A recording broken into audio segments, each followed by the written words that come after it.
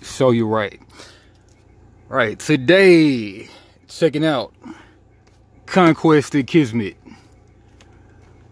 I met a star in the line of the Disney Lorcana. If you watch my Disney Lorcana line play video, the first one.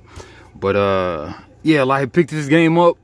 Been interested in it for quite a while.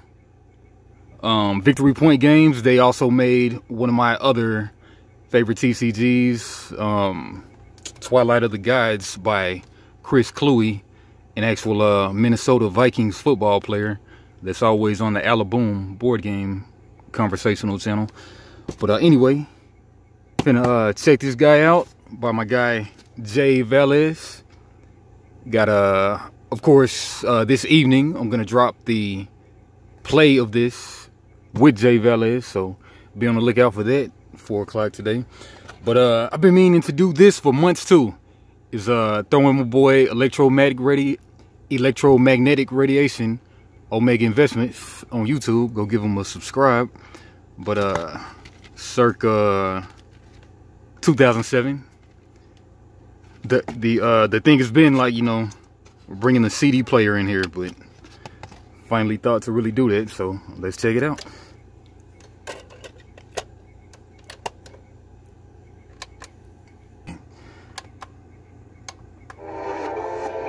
It turns out you have to long press.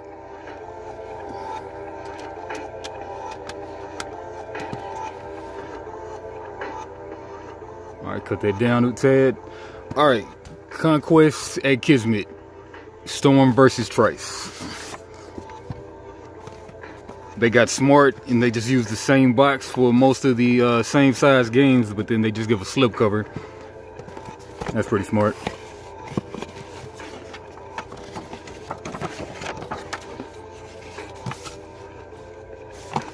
Alright, rule book. Quick rules I printed out. Love quick rules.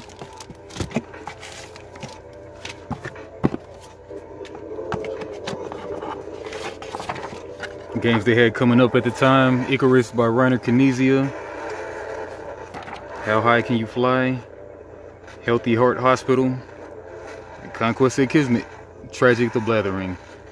This is like a gateway game to complicated card games because it's quite simple, but it's still that dueling feeling, and with all the instant abilities you still get the feeling of being able to modify the board space. Tragic the Blathering. Alright. Alright, so turn order. 1, recharge. 2, draw. 7, draw back to 7. 3, time. Both players untap. So in this game, it's kind of like that Light Seekers, if you remember it, and kind of like Warhammer Champions, of course. And if you've ever played Ardent Reapers, you probably haven't.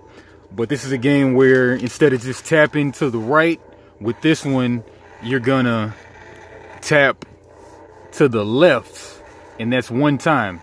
And then some cards call you to tap 3 times. So that'll be, so say that it was ready, vertical 180, vertical 0 degrees, then you go 1 time, 2 time, 3 time. But as the card says, when it's on the 3rd step of the current player's turn, then everybody untaps 1 time. So, and this is the most confusing thing because it goes counterclockwise instead of clockwise like how Magic does it. But say you're going back 1 time, you'll go to 180 degrees if you were at 90 degrees. Yeah. All right, but that's the time mechanic. Then we have the deploy, which is just paying to play a card.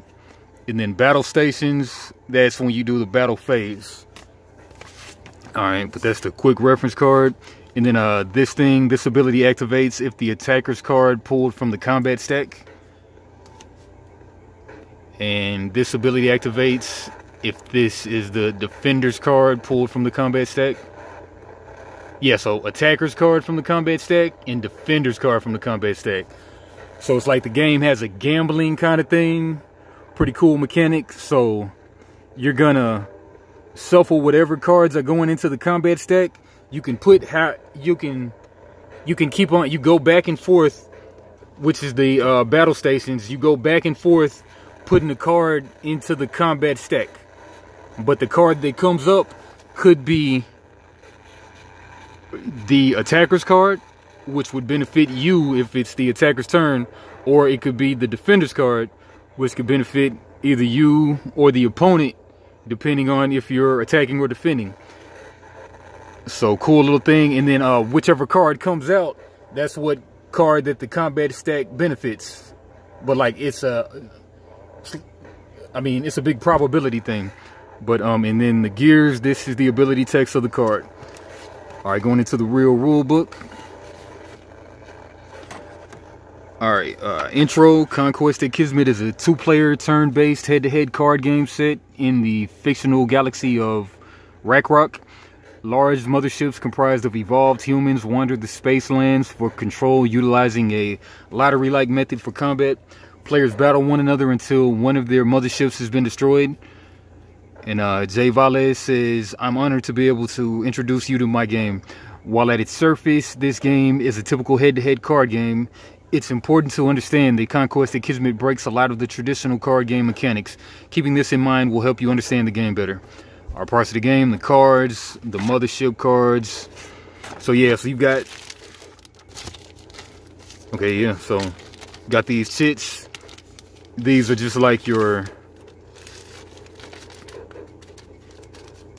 Got your commander, like you got 12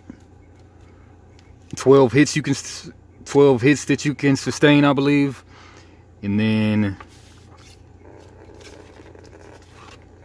okay, so mothership storm, so you got the big card and the smaller one, the standard size.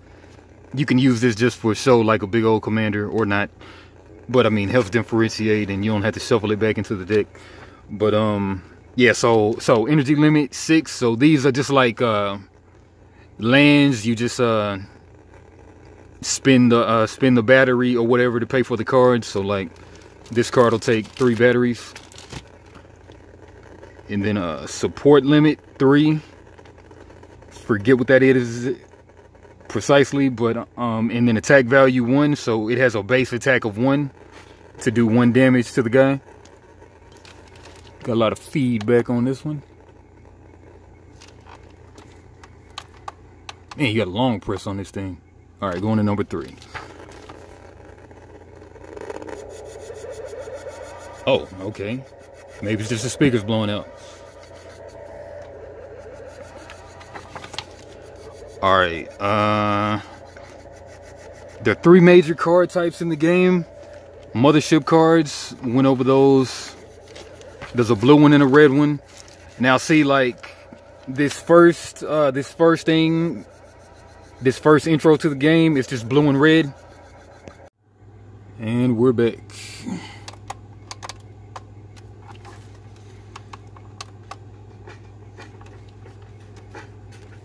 All right, nice break beat. All right.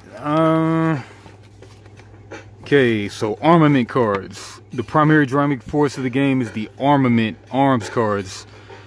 These standard size cards are separated into 3 categories: support, combat, and ability, denoted by sideways text on the bottom left of every card.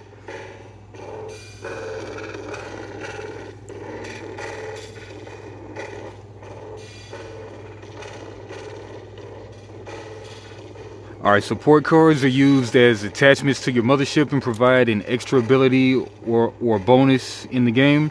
Some support cards are active the moment they enter play, and others have abilities that need to be activated to take effect. Cards that need to be activated are tagged with a small clockwise arrow next to the sideways support text.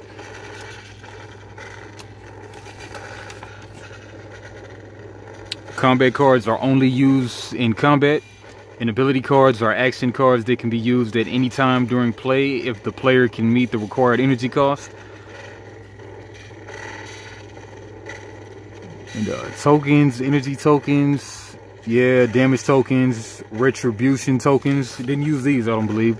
Small ship shake tokens that represent a +1 attack bonus for your mothership, which is applied on your next successful attack. Okay, winning and losing.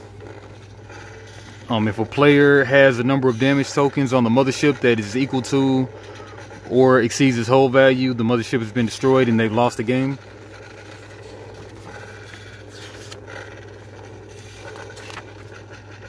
Alright, giant rule, the cards overrule the basic rule book. Equal playing field, the time mechanic, what I went over earlier, the combat stack mechanic. The combat stack mechanic is a lottery-like system where players add cards to the combat stack according to the cards they have played in their hands or supports on their ships. This increases the odds for their colored card to be picked during the battle stations phase. A support card may be played to the combat stack, but its ability becomes null when it goes to the combat stack, and its combat bonus is applied if it's pulled. Locked cards. You can only have one card with the locked keyword in play at a time. Turn order. Battle stations. Alright, and then the glossary. Don't mean to just go through the whole thing, but let's go through the turn order. Alright, recharge, gather energy tokens, prepare for the battle, collect to the number of tokens listed on the energy limit of your mothership. So energy limit 6, so you can get that much energy every turn, basically. Every player's turn. And then draw cards from the top of your deck.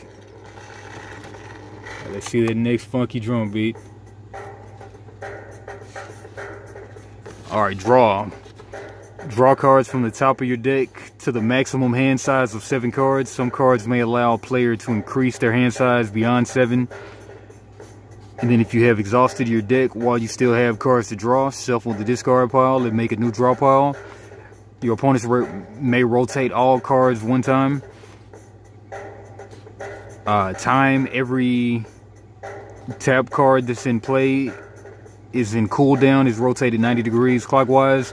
Deploy lay support cards. These cards are paid for with energy tokens, which get discarded to the energy supply pile. The card's energy cost is displayed in the corner. And then support limit. The number of support cards you can play is shown on your mothership card as a support limit. You may replace a support card by playing a new one from your hand and discarding the old one, but only if your support limit has been reached. Alright, support limit.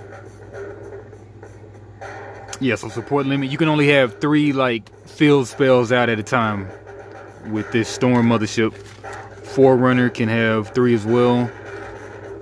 They basically have similar stats, but they have different powers. So time warp. During your battle stations, you may discard your first combat pool, then repull from the combat stack. And then it's overwhelmed during your battle stations as your first drop to the combat stack. You may place 2 cards from your deck instead. Alright, support limit. Battle stations. Battle stations is divided into 4 parts. Declare. Decide if you're going to attack your opponent, and if so, whether you're targeting their mothership or one of their support cards. You must announce which prior to the battle. Starting with the attacker, players alternate placing 1 card at a time from their hand face down into a pile called the combat stack until one decides to pass. After one player passes, the other may then place as many cards as they want as a final placement onto the combat stack. Pull. When both players have finished placing cards into the combat stack, the defender takes the combat stack and shuffles it. After shuffling, the defender spreads out the cards face down in the front of the attacker, and the attacker chooses a card from the stack. The draw action is called a pull. Both players may continue to play ability cards as long as they have the energy tokens required. If the defender plays any ability cards which force the attacker to pull again from the combat stack, the current pull is discarded without applying any of its effects, and the attacker pulls a new card. This continues until all played ability cards that affect the combat pool have been resolved. If the final pull card belongs to the attacker, then their attack is successful, and damage tokens equal to the mothership's attack value plus any modifiers is dealt to the defender's mothership. And if it exceeds 12, they're dead. If the final card belongs to the defender, then the result of the attack is a miss. The attacker gains a retribution token. This token represents a +1 that may be applied to the player's next successful attack. A player may only have 1 retribution token. Clean up all cards from the combat stack, and any cards discarded during combat are separated into stacks belonging to their respective owners and then placed into their discard piles. Once this happens, the defender becomes the attacker becomes the defender, and play continues until one mothership is destroyed. All right, yeah, so hopefully Jay, I hear that he's got the rights reverted back to him, so hopefully he gets to come out with a TCG version of the game, which I believe he was talking about, and hopefully we get all the rest of the colors of the rainbow. As you see, we've only got red and blue so far, so be on the lookout for the Conquest at Kismet TCG. But yeah, and like I say, be on the lookout for that playthrough with Jay himself coming later on today. Boyo Games, like, comment, subscribe, and spot.